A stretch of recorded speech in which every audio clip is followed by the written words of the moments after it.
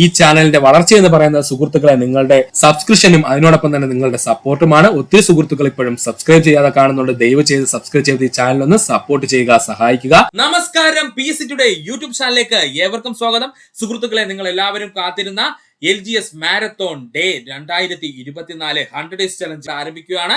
അപ്പോൾ ഇതാണ് നമ്മുടെ LGSന്റെ ഓൺലൈൻ ക്ലാസിന്റെ പേര്. സുഹൃത്തുക്കളെ എല്ലാവരും ഒരു കാര്യം കൂടി ഒന്ന് ഓർത്തോളണേ, നമ്മുടെ ടെലിഗ്രാം ചാനലിൽ ജോയിൻ ചെയ്യാത്ത സുഹൃത്തുക്കളെ ഒന്ന് ജോയിൻ ചെയ്യുക.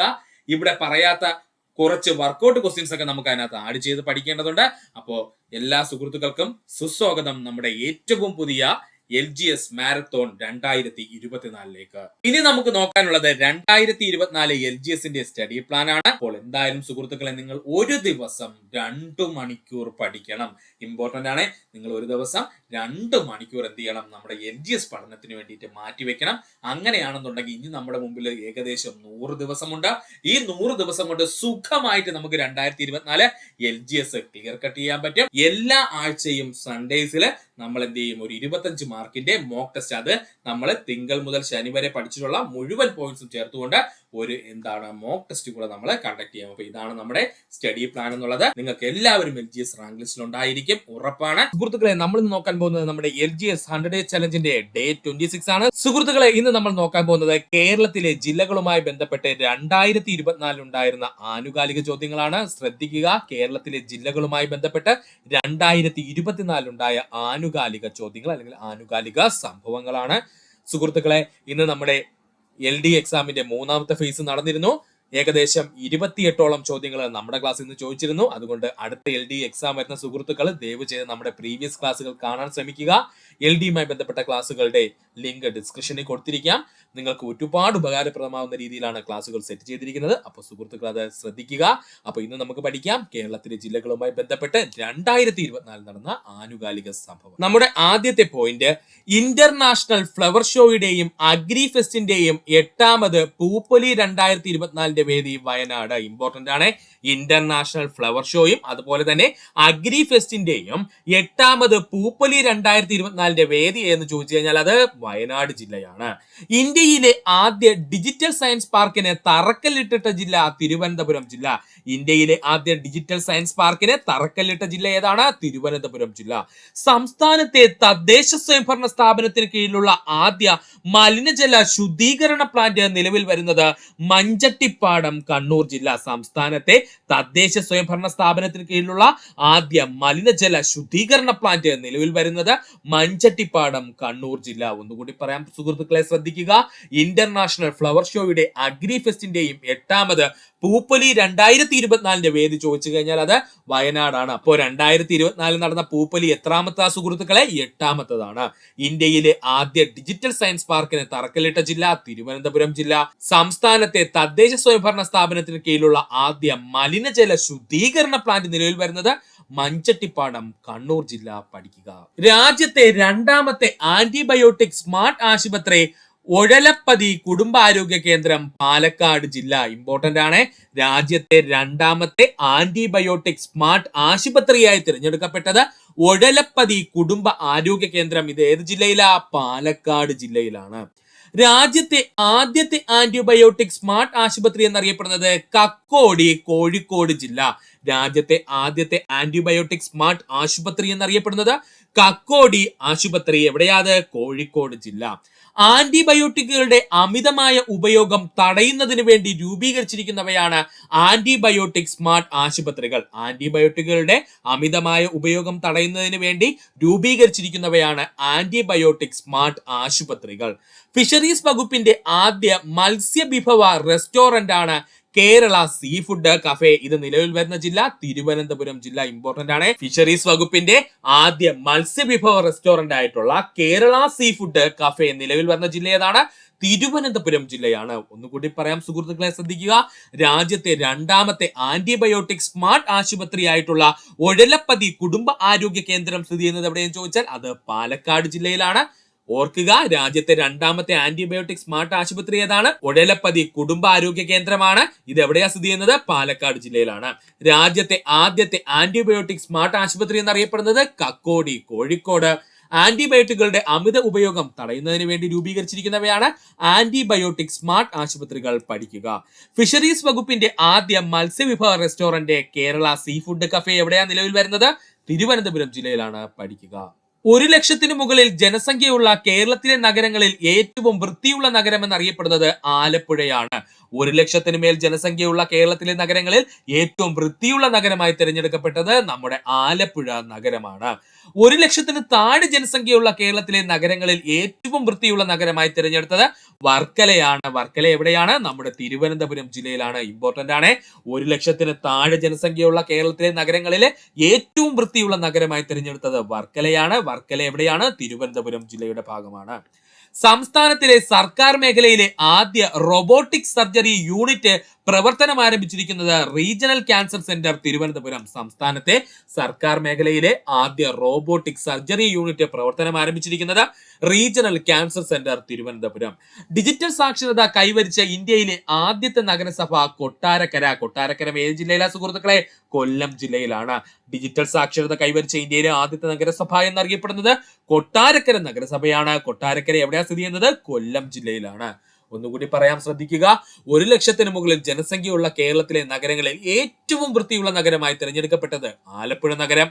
1,00,000 താഴെ ജനസംഖ്യയുള്ള കേരളത്തിലെ നഗരങ്ങളിൽ ഏറ്റവും വൃത്തിയുള്ള നഗരമായി തിരഞ്ഞെടുത്തത് വർക്കലയാണ്. വർക്കല ഏത് ജില്ലയിലാ? തിരുവനന്തപുരം ജില്ലയിലാണ്. സംസ്ഥാനത്തെ സർക്കാർ മേഖലയിലെ ആദ്യ റോബോട്ടിക് സർജറി യൂണിറ്റ് പ്രവർത്തനം ആരംഭിച്ചിരിക്കുന്നത് റീജിയണൽ ക്യാൻസർ സെന്റർ അഥവാ RCC തിരുവനന്തപുരം. ഡിജിറ്റൽ സാക്ഷരത കൈവരിച്ച ഇന്ത്യയിലെ ആദ്യ നഗരസഭ ചോദിച്ചാൽ അത് കൊട്ടാരക്കരയാണ്. കൊട്ടാരക്കര ഏത് ജില്ലയുടെ ഭാഗമാ? കൊല്ലം ജില്ലയുടെ ഭാഗമാണ്. പഠിക്കുക. ഷെയ്ഖ് സൈനുദ്ദീൻ മഖ്ദൂമിന്റെ പേരിൽ അറബി ഭാഷ സാംസ്കാരിക പഠന കേന്ദ്രം നിലവിൽ വരുന്നത് പൊന്നാനി മലപ്പുറം. ഷെയ്ഖ് സൈനുദ്ദീൻ മഖ്ദൂമിന്റെ പേരിൽ അറബി ഭാഷ സാംസ്കാരിക പഠന കേന്ദ്രം നിലവിൽ വരുന്നത് പൊന്നാനി മലപ്പുറം. സംസ്ഥാന സർക്കാർ സാംസ്കാരിക സർവകലാശാലയാക്കാൻ ഒരുക്കുന്ന കേരളത്തിലെ സ്ഥാപനം കേരള കലാമണ്ഡലം. ഇമ്പോർട്ടന്റ് ആണ്. സംസ്ഥാന സർക്കാർ സാംസ്കാരിക സർവകലാശാലയാക്കി മാറ്റാൻ ഒരുക്കുന്ന കേരളത്തിലെ സ്ഥാപനം ഏതാണ്? കേരള കലാമണ്ഡലം. അന്താരാഷ്ട്ര ക്രിക്കറ്റ് സ്റ്റേഡിയം ഉൾക്കൊള്ളുന്ന ഇന്ത്യയിലെ ആദ്യത്തെ കാർബൺ ന്യൂട്രൽ സ്പോർട്സ് സിറ്റി നിലവിൽ വരുന്ന ജില്ല എറണാകുളം ജില്ല. അന്താരാഷ്ട്ര ക്രിക്കറ്റ് സ്റ്റേഡിയം ഉൾക്കൊള്ളുന്ന ഇന്ത്യയിലെ ആദ്യത്തെ കാർബൺ ന്യൂട്രൽ സ്പോർട്സ് സിറ്റി നിലവിൽ വരുന്ന ജില്ല എറണാകുളം ജില്ല. യുവാക്കളിൽ തൊഴിലില്ലായ്മ പരിഹരിക്കുന്നതിന് നൈപുണ്യ പരിശീലനം മെച്ചപ്പെടുത്തുന്നതിനുമായുള്ള ആദ്യ ജില്ലാ നൈപുണ്യ വികസന കേന്ദ്രം നിലവിൽ വരാൻ പോകുന്നത് പാപ്പനംകോട് തിരുവനന്തപുരം. ഇമ്പോർട്ടന്റ് ആണ്. യുവാക്കളുടെ തൊഴിലില്ലായ്മ പരിഹരിക്കുന്നതിന് വേണ്ടിയിട്ട് നൈപുണ്യ പരിശീലനം മെച്ചപ്പെടുത്തുന്നതിനുമായി ആദ്യ ജില്ലാ നൈപുണ്യ വികസന കേന്ദ്രം നിലവിൽ വരാൻ പോകുന്നത് പാപ്പനംകോട് തിരുവനന്തപുരം ജില്ല. ഒന്നുകൂടി പറയാം സുഹൃത്തുക്കളെ, ശ്രദ്ധിക്കുക. ഷെയ്ഖ് സൈനുദ്ദീൻ മഖ്ദൂമിന്റെ പേരിൽ അറബി ഭാഷ സാംസ്കാരിക പഠന കേന്ദ്രം നിലവിൽ വരുന്നത് പൊന്നാനി മലപ്പുറം. സംസ്ഥാന സർക്കാർ സാംസ്കാരിക സർവകലാശാലയാക്കാൻ ഒരുക്കുന്ന കേരളത്തിലെ സ്ഥാപനം കേരള കലാമണ്ഡലം. അന്താരാഷ്ട്ര ക്രിക്കറ്റ് സ്റ്റേഡിയം ഉൾക്കൊള്ളുന്ന ഇന്ത്യയിലെ ആദ്യത്തെ കാർബൺ ന്യൂട്രൽ സ്പോർട്സ് സിറ്റി നിലവിൽ വരുന്ന ജില്ല എറണാകുളം ജില്ല. യുവാക്കളുടെ തൊഴിലില്ലായ്മ പരിഹരിക്കുന്നതിന് നൈപുണ്യ പരിശീലനം മെച്ചപ്പെടുത്തുന്നതിനുമായുള്ള ആദ്യ നൈപുണ്യ വികസന കേന്ദ്രം നിലവിൽ വരുന്നത് പാപ്പനംകോട് തിരുവനന്തപുരം ജില്ല. പഠിക്കുക. ഹാപ്പിനെസ് ഗ്രാമം എന്ന ആശയത്തിന്റെ ഭാഗമായി ഹോം സ്റ്റേ പദ്ധതി നടപ്പിലാക്കുന്ന കേരളത്തിലെ പഞ്ചായത്താണ് മലയൻകീഴ് തിരുവനന്തപുരം ജില്ല. ഇമ്പോർട്ടന്റ് ആണ്. ഹാപ്പിനെസ് ഗ്രാമം എന്ന ആശയത്തിന്റെ ഭാഗമായിട്ട് ഹോം സ്റ്റേ പദ്ധതികൾ നടപ്പിലാക്കുന്ന കേരളത്തിലെ പഞ്ചായത്ത് ഏതാണ്? മലയൻകീഴാണ്. മലയൻകീഴ് ഏത് ജില്ലയിലാ? തിരുവനന്തപുരം ജില്ലയിലാണ്. സംസ്ഥാനത്ത് ആദ്യമായി തുളസീവനം ആരംഭിച്ച ഇക്കോ ടൂറിസം കേന്ദ്രമാണ് കോന്നി ഇക്കോ ടൂറിസം കേന്ദ്രം. ഇമ്പോർട്ടന്റ് ആണ്. സംസ്ഥാനത്ത് ആദ്യമായിട്ട് തുളസീവനം ആരംഭിച്ച ഇക്കോ ടൂറിസം കേന്ദ്രം ഏതാണ്? അത് കോന്നി ഇക്കോ ടൂറിസം കേന്ദ്രമാണ്. 2023 കേരളത്തിലെ മികച്ച പോലീസ് സ്റ്റേഷനായി കേന്ദ്ര ആഭ്യന്തര മന്ത്രാലയം തിരഞ്ഞെടുത്തത് കുറ്റിപ്പുറം പോലീസ് സ്റ്റേഷനാണ്. ഇമ്പോർട്ടന്റ് ആണ്. 2023 കേരളത്തിലെ മികച്ച പോലീസ് സ്റ്റേഷനായി കേന്ദ്ര ആഭ്യന്തര മന്ത്രാലയം തിരഞ്ഞെടുത്തത് കുറ്റിപ്പുറം പോലീസ് സ്റ്റേഷൻ. വൃത്തിയുള്ള ബീച്ചുകൾക്ക് ലഭിക്കുന്ന ബ്ലൂ ഫ്ലാഗ് സർട്ടിഫിക്കേഷൻ 2024 ലഭിച്ച ബീച്ച് കാപ്പാട് ബീച്ചാണ്, കോഴിക്കോട് ജില്ല. ഇമ്പോർട്ടന്റ് ആണ്. വൃത്തിയുള്ള ബീച്ചുകൾക്ക് ലഭിക്കുന്ന ബ്ലൂ ഫ്ലാഗ് സർട്ടിഫിക്കേഷൻ 2024 ലഭിച്ച ബീച്ച് എന്ന് ചോദിച്ചാൽ അത് കാപ്പാട് ബീച്ച്. ഏത് ജില്ലയിലെ കാപ്പാട് ബീച്ച്? കോഴിക്കോട് ജില്ലയില്. ഒന്നുകൂടി പറയാം സുഹൃത്തുക്കളെ. ഹാപ്പിനെസ് ഗ്രാമം എന്ന ആശയത്തിന്റെ ഭാഗമായി ഹോം സ്റ്റേ പദ്ധതി നടപ്പിലാക്കുന്ന കേരളത്തിലെ പഞ്ചായത്ത് മലയൻകീഴ് പഞ്ചായത്ത് തിരുവനന്തപുരം ജില്ല. സംസ്ഥാനത്ത് ആദ്യമായി തുളസീവനം ആരംഭിച്ച ഇക്കോ ടൂറിസം കേന്ദ്രം എന്ന് ചോദിച്ചാൽ കോന്നി ഇക്കോ ടൂറിസം കേന്ദ്രം. 2023 കേരളത്തിലെ മികച്ച പോലീസ് സ്റ്റേഷനായി കേന്ദ്ര ആഭ്യന്തര മന്ത്രാലയം തിരഞ്ഞെടുത്തത് കുറ്റിപ്പുറം പോലീസ് സ്റ്റേഷനാണ്. വൃത്തിയുള്ള ബീച്ചുകൾക്ക് ലഭിക്കുന്ന ബ്ലൂ ഫ്ലാഗ് സർട്ടിഫിക്കേഷൻ 2024 ലഭിച്ചത് കാപ്പാട് ബീച്ച്, കോഴിക്കോട് ജില്ല. പഠിക്കുക. കേരളത്തിലെ ആദ്യത്തെ സൗജന്യ വൈഫൈ പാർക്ക് മാനാഞ്ചിറ സ്ക്വയർ ആണ്. പഠിച്ചോളനെ. കേരളത്തിലെ ആദ്യത്തെ സൗജന്യ വൈഫൈ പാർക്ക് എവിടെയാണ്? മാനാഞ്ചിറ സ്ക്വയർ ആണ്. കേരളത്തിലെ ഏറ്റവും വലിയ ഡയാലിസിസ് സെന്റർ നിലവിൽ വരുന്നത് എറണാകുളം ജനറൽ ആശുപത്രി. കേരളത്തിലെ ഏറ്റവും വലിയ ഡയാലിസിസ് സെന്റർ നിലവിൽ വരുന്നത് എറണാകുളം ജനറൽ ആശുപത്രിയിലാണ്. ഹരിത ഹൈഡ്രജൻ ഉത്പാദിപ്പിക്കുന്ന ലോകത്തിലെ ആദ്യത്തെ വിമാനത്താവളമാകാൻ ഒരുങ്ങുന്നത് കൊച്ചി വിമാനത്താവളം.